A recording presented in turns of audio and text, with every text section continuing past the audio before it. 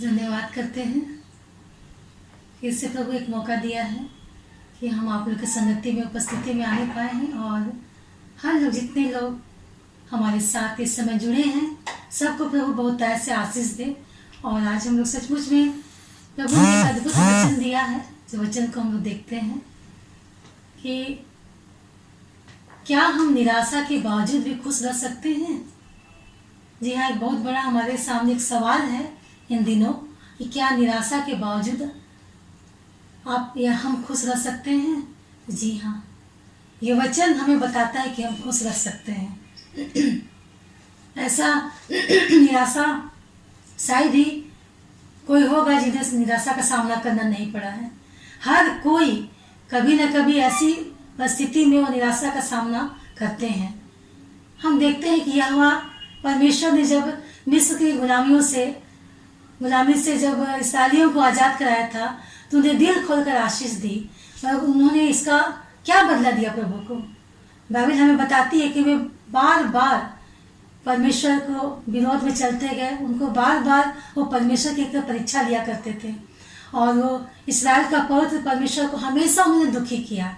जी हाँ, इसके बावजूद यहोवा परमेश्वर ने उन्हें कभी नहीं छोड़ा, उन्हें हमेशा उन्हें आनंदित रखा। सच देखा जाए तो आज हम कई प्रकार की बातों से हमें निराशा घेरती है, लेकिन सवाल यह है कि हम क्या कर सकते हैं इन दिनों, इन कठिन परिस्थितियों में हम क्या कर सकते हैं ताकि हमारे जीवन से परेशानी और ये निराशा जो हमारी खुशी को छीन लिया है उसके लिए हम क्या कर सकते हैं। जी हाँ, पवित्र शास्त्र हमें बताती है, कुछ बातों को हम देखेंगे पवित्र शास्त्र हमसे क्या कहना चाहती है इस निराशा के विषय में। हम सभोपदेशक उसका 9 अध्याय का 11 पद पढ़ेंगे। उसमें लिखा हुआ है, फिर मैंने धरती पर देखा कि ना तो दौड़, ना वेग, न दौड़ने वाले, न युद्ध में शूरवीर जीतते, न बुद्धिमान लोग रोटी पाते, न समझ वाले धन और न प्रवीणों पर अनुग्रह होता हुए सब समय और संयोग के वश में है। जी हाँ, परमेश्वर का वचन हमें बताता है कि हम सब समय और संयोग के वश में हैं। अचानक देखते ही देखते हमारे जीवन में कभी दुर्घटना आ जाती है, कभी कभी प्रकार का पाप हम कर जाते हैं, हमारा अपराध बोध हमारे अंदर उत्पन्न हो जाता है, हम बीमारी की वजह से परेशान हो जाते हैं, हमारे ऊपर अचानक दुखों का पहाड़ टूट जाता है, हम घोर विपत्ति में पड़ जाते हैं, हम निराश हो जाते हैं और पूरी तरह से हम अपने आप को उस समय हम लाचार महसूस करने लगते हैं और हम हमारे अंदर एक हमारा सोच है वो निराशा की ओर हमें ले जाता है। पर बाइबल हमको यह बताती है, पवित्र बाइबल, जी हाँ, पवित्र बाइबल हमको यह बताती है, नीति वचन उसका 13 अध्याय का 12 पद में, जब आशा पूरी होने में विलम्ब होता है तो मन शिथिल होता है, परंतु जब लालसा पूरी होती है तब जीवन का वृक्ष लगता है। यहाँ जब हमारे पास किसी खुशी का इंतजार होता है, मुझे मालूम है कि मुझे हमारे जीवन में वो खुशी आने वाला है, तो हम बहुत खुश रहते हैं।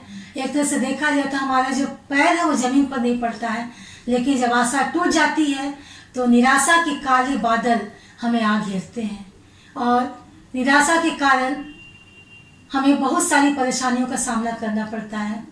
और हम देखते हैं कि निराशा में क्या क्या हो सकता है, जो हम सब लोग जानते हैं कि अगर किसी के जीवन में निराशा है तो हो सकता है कि उसकी मंगनी टूट चुकी हो, या किसी की नौकरी नहीं मिल रही है, कोई बेरोजगार है, किसी की नौकरी छूट गई है, नौकरी खत्म हो गई है, या हमारे बच्चे जिसे हम चाहते हैं कि वे लायक बने वे उस मार्ग पर नहीं खड़े उतरे हैं, वे नालायक बन गए हैं, या किसी का शादी टूट गया है, किसी का तलाक हो गया है।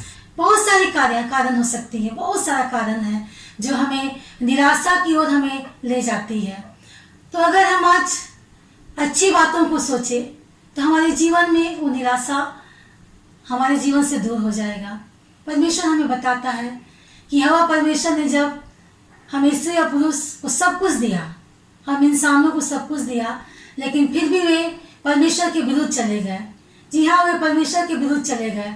हम उत्पत्ति में पढ़ते हैं उसका 2-3 अध्याय में कि किस प्रकार आदम हवा के जो बेटे कैन थे उन्होंने बड़ा बुरा किया, उन्होंने परमेश्वर की चेतावनी को नहीं माना और अनसुना कर दिया, उनकी चेतावनी को अनदेखा कर दिया। उन्होंने अपने भाई का खून कर दिया। और हम उसके 4 अध्याय में पाते हैं, जो पहले एक अध्याय का 4 अध्याय का 1 से 8 पद में पाते हैं कि यह सब देखकर परमेश्वर किस तरह बहुत दुखी हुआ था। जी हाँ, लेकिन परमेश्वर कभी भी अपने मकसद को पूरा करने में नहीं रुके।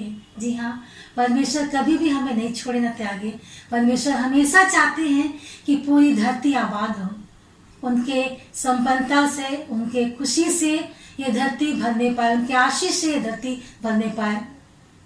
हम यूहन्ना उसका 5 अध्याय का 17 पद में पाते हैं कि इस पर यीशु ने उनसे कहा, मेरा पिता अब तक काम करता है और मैं भी काम करता हूँ। जी हाँ, परमेश्वर ने हमारे लिए अपना बलिदान दिया, हमारे लिए एक राज्य को तैयार कर रहा है। जी हाँ, जब वो इस पृथ्वी से जब वो कुछ किए हैं तो उन्होंने कहा है कि मैं तुम्हारे लिए एक घर को तैयार करने जा रहा हूँ। जी हाँ, वो हमारे लिए एक घर को, एक राज्य को तैयार करने जा रहे हैं। परमेश्वर का वचन हमें कभी निराशा नहीं देता है, बल्कि हमें आशा देता है। हमें वो निराशा की ओर नहीं पर आशा की ओर ले जाता है।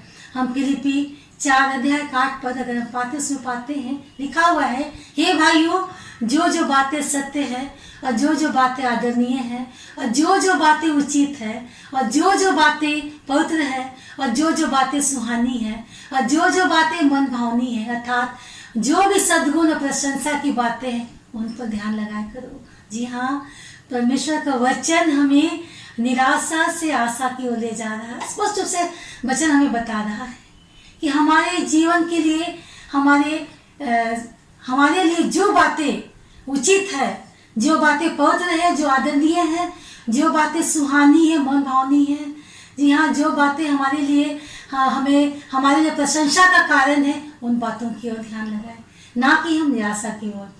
निराशा के बारे में हम हमेशा सही दृष्टिकोण रखें। जब हम निराशा हमारे जीवन में आती है तो हमारा सोच अचानक से नकारात्मक हो जाता है। जी हाँ, हमारा सोच उस समय पूरी तरह से नकारात्मक हो जाता है। व्यवस्था विवरण उसका 32 पद उसका 6 अध्याय में लिखा हुआ है कि हे मूढ़ और निर्बुद्धि लोगों, क्यों तुम यहोवा को यह बदला देते हो? क्या वह तेरा पिता नहीं है जिसने तुझको मोल लिया है? उसने तुझको बनाया और स्थिर भी किया है। जी हाँ, हम उस समय, हमारा जो दिमाग है वो हमेशा नेगेटिव बातों को सोचता है। हमारा दिमाग है, हमारी बुद्धि की बातें समाप्त हो जाती है और हम निर्बुद्धियों की बातों की तरह, निर्बुद्धियों की जैसे हमारे विचार हमारे चलने लगते हैं। और उस समय हमें यह परमेश्वर कहता है कि मैं तुम्हारा पिता हूँ और मैंने तुझे मोल लिया है। जी हाँ, उन्होंने क्रूस की मृत्यु के द्वारा हमें मोल लिया, हमें बचाया। क्यों बचाया? कि हम जीवन पाए, बहुतायत का जीवन पाए। उसने मुझे स्थिरता को प्रदान किया है, उसने मुझे स्थिर किया, उसने मुझे बनाया है। तो हम कौन होते हैं? हम उस निराशा की ओर जाने वाले।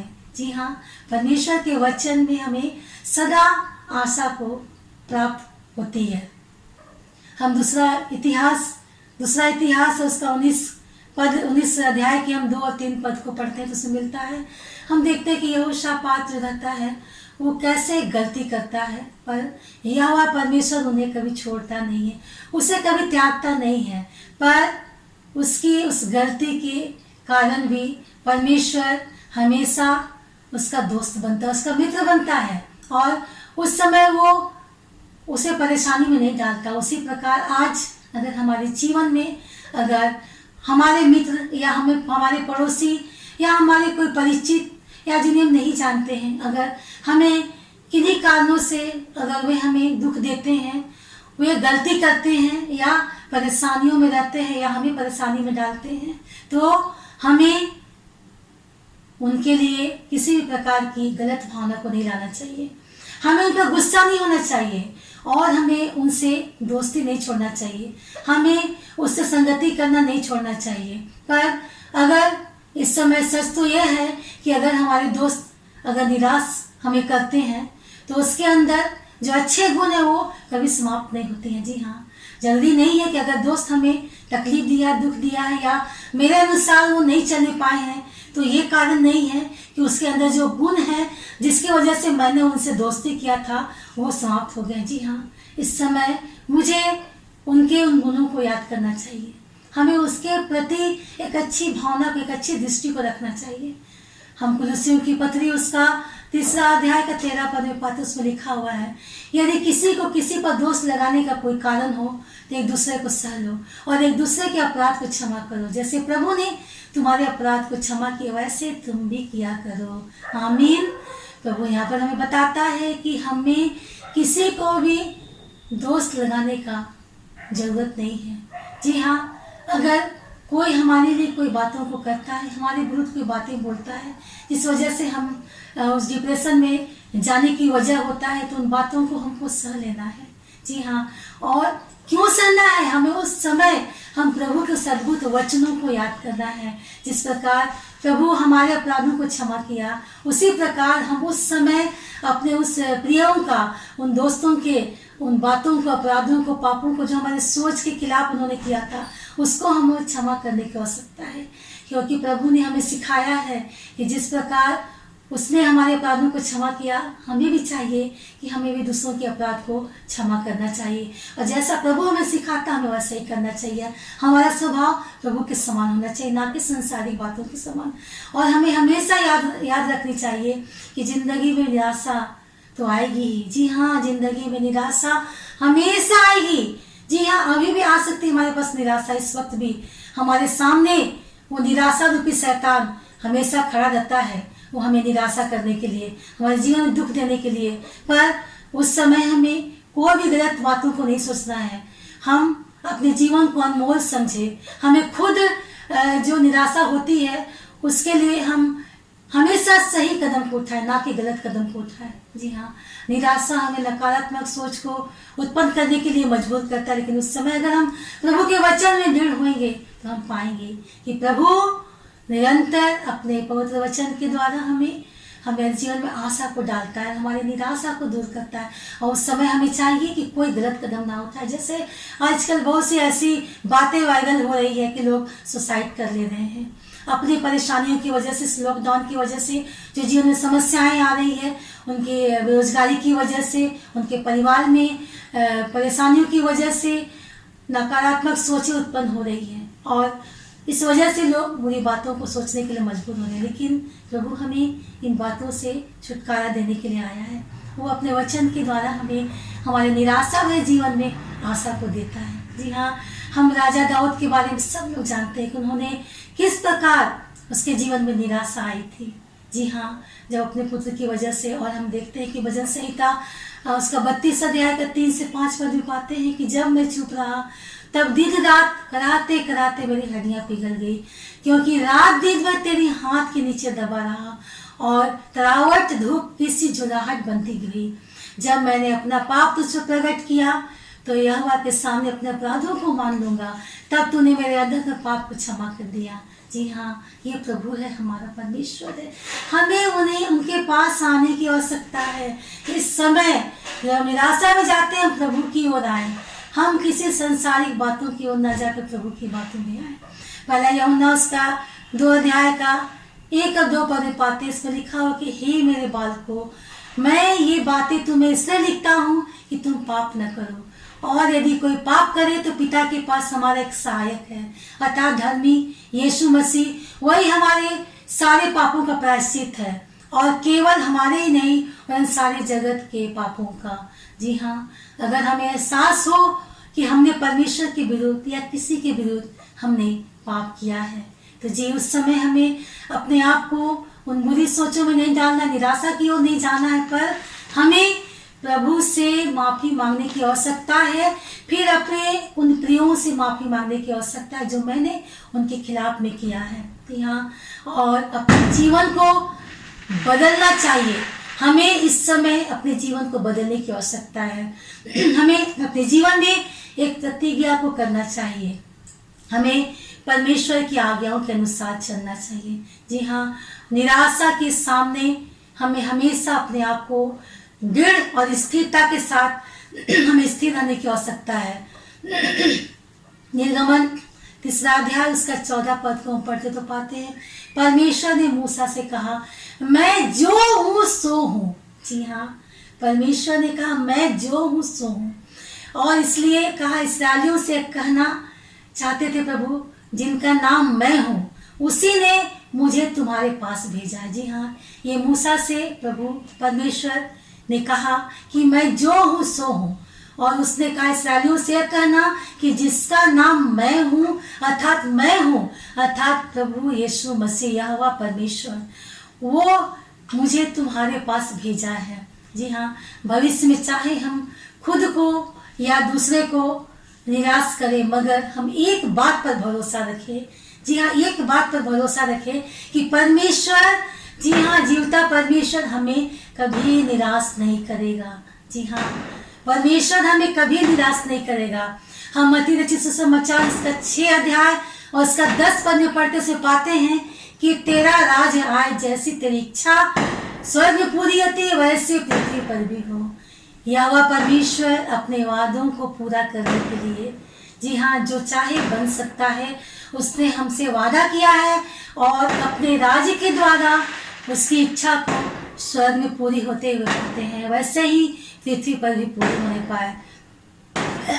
परमेश्वर हमें हमेशा अपने वचन के द्वारा हमें आशा देता है।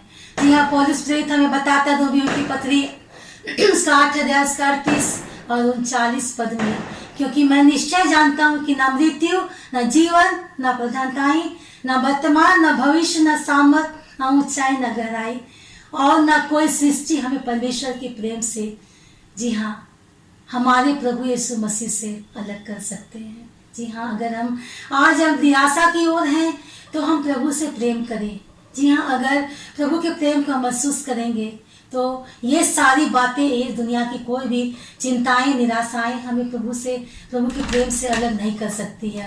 हम यशाया उसका 65 अध्याय उसका 17 पद पाते, उसमें लिखा हुआ है, क्योंकि देखो मैंने यह आकाश और नई पृथ्वी उत्पन्न करता हूँ और पहली बात है इसमें ना रहेगी, सोच और विचार भी ना आएंगी। जी हाँ, परमेश्वर हमारा उस समय का, जी हाँ, हमें बेसब्री से इंतजार करना है जब परमेश्वर का यह वादा पूरा होगा। वह क्या ही शानदार वक्त होगा, क्या अच्छा वक्त होगा उस समय जब हम इन बातों का हम इंतजार करेंगे। और उस समय जब हमारी निराशाओं की एक एक यादें, जितने तक अभी तक हमारे जीवन में निराशाएं ने, निराशाओं का एक एक यादें हमारे दिलो दिमाग से मिट जाएंगी। यह हमारी मेहनत का फल ना मिले का मतलब यह नहीं है कि जीवन में हम नाकाम हैं। जी हाँ, अगर हम मेहनत करते हैं और अगर उसका फल हमें तुरंत नहीं मिलता है तो इसका मतलब ये नहीं है कि हम नाकाम हैं। जी हाँ, उस समय पर प्रभु हमें उन सारे फलों को देता है। परमेश्वर का वचन हमें उन नाकामियों पर सोचने के बजाय अच्छी बातों पर सोचने का बढ़ावा देता है। इंसानों से निराश होने के बावजूद परमेश्वर खुश है, हमसे खुश है। जी हाँ, हम निराशा की ओर है, फिर प्रभु चाहता है कि हम उनकी ओर दृष्टि करें, उनकी ओर हम ताकें, क्योंकि उन्हें यकीन है कि उसका मकसद पूरा रहेगा। परमेश्वर हमेशा हमारे जीवन में अपने मकसदों को पूरा करना चाहता है। हम निराशाओं का सामना करने के लिए जरूरी है कि हमें परमेश्वर के साथ अपने वो रिश्ते को मजबूती देना है। आमीन, हालेलुया। आज प्रभु इन अद्भुत वचनों के द्वारा चाहता है कि जो इस समय हम महामारी की वजह से, कोविड-19 की वजह से, जो हर परिवार में, हर घरों में, हर एक के जीवन में ये बातें लगातार हो रही है। हम देख रहे हैं अपने इर्द गिर्द भी, अपने पड़ोसियों के पास में, और हम न्यूज़ के द्वारा भी हम बहुत से बातों को देख रहे हैं। पर प्रभु चाहता है कि आज हम निराशाओं के बीच में भी हम प्रभु के मजबूत रिश्ते के हाथ को थाम दें, प्रभु के रिश्ते को मजबूत करें, ताकि प्रभु हमें उन निराशाओं से निकाल करके हमें आशाओं की ओर ले चले। धन्यवाद करते हैं प्रभु सुंदर वचन दिया इसके लिए। आइए हम थोड़ी देर प्रभु से बातें करें। धन्यवाद करते प्रभु जी कि तूने अद्भुत वचन दिया प्रभु इस समय प्रभु जी, कि हम अपनी सोच और विचारों परिस्थितियों के द्वारा प्रभु जी, विशेषकर जबकि कोविड-19 के द्वारा बहुत से लोगों का नौकरी चला गया प्रभु जी, बहुत से लोगों को रोजगार नहीं मिले प्रभु जी, बहुत से लोग प्रभु जी घर में रह करके प्रभु जी एक दूसरे के प्रति प्रभु जी नफरत उत्पन्न कर रहे प्रभु जी, एक दूसरे के प्रति प्रभु जी वो युद्ध करने के लिए आतुर है प्रभु जी, तलाकें हो रही प्रभु जी, हमेशा से प्रभु जी एक दूसरे के विचारों में प्रभु जी मतभेद हो रहे पिता परमेश्वर। इस वजह से प्रभु जी वो निराशाएं प्रभु जी, निराशाओं का प्रभु जी पहाड़ हमारे घरों में प्रभु जी, हमारे समाज, हमारे देश में प्रभु जी टूट पड़ा पिता परमेश्वर। पर प्रभु जी हम चाहते हैं कि प्रभु जी हम तेरी ओर दृष्टि करें, तेरे उस अद्भुत वचन को की ओर दृष्टि करें जो तेरे पवित्र बाइबल में दिया पिता परमेश्वर, पवित्र शास्त्र में दिया पिता परमेश्वर, ताकि इन वचनों को पढ़ करके प्रभु जी हम सचमुच में उन निराशाओं की ओर से प्रभु जी हम आशाओं की ओर जाने पाए, और हमारे अंदर जो भी नकारात्मक सोच होती है प्रभु जी, सब सोच प्रभु जी एक पॉजिटिव सोच में बदलने पाए पिता परमेश्वर, ताकि प्रभु जी हम तेरे जीवन को जो तूने हमें दिया पिता परमेश्वर, तूने अपने स्वरूप में प्रभु जी हमारा शरीर को रचा है प्रभु जी, अपने सांस को हमारे अंदर प्रभु जी डाला है, तेरी आत्मा हमारे अंदर कार्य करती प्रभु जी, उसको हम नष्ट ना करें प्रभु जी, पर हम तेरे लिए प्रभु जी हम उस राज के लिए प्रभु जी तैयार करने वाले होने पाए। धन्यवाद करते प्रभु जी, आने वाले समय में जितने प्रभु जी हमारे भारतवर्ष में योजनाओं का चलाना और जो प्रभु जी चुनाव का जो प्रक्रिया सबको तेरे हाथों में सौंपते, सब कुछ को तो शांति ढंग से प्रभु जी, और जो हमारे प्रभु जी देश के लिए, राज्य के लिए हित है प्रभु जी, तो वही करना पिता परमेश्वर। हाँ प्रभु जी, जबकि रात्रि आ गई है प्रभु जी, अपने अपने बिछौने में जाएंगे, अपने दूतों की छावनी बांधना कि हम सब सुरक्षित रहने पाए, और जितने लोग प्रभु जी इस लाइव वीडियो को देख रहे हैं उन्हें भी तो बहुत ताज से आशीष देना पिता परमेश्वर, ताकि प्रभु जी वो तेरे वचन के द्वारा प्रभु जी अपने सोच को प्रभु जी हमेशा पॉजिटिव रखने पाए पिता परमेश्वर, और तेरे लिए उनका जीवन भी प्रभु जी अनमोल बनने पाए पिता परमेश्वर। धन्यवाद ईश्वर, तूने प्रार्थना को सुना है प्रभु जी, हमारा विश्वास है, इसी विश्वास के साथ हम इस प्रार्थना को प्रभु के नाम से मांगते हैं। आमीन और आमीन।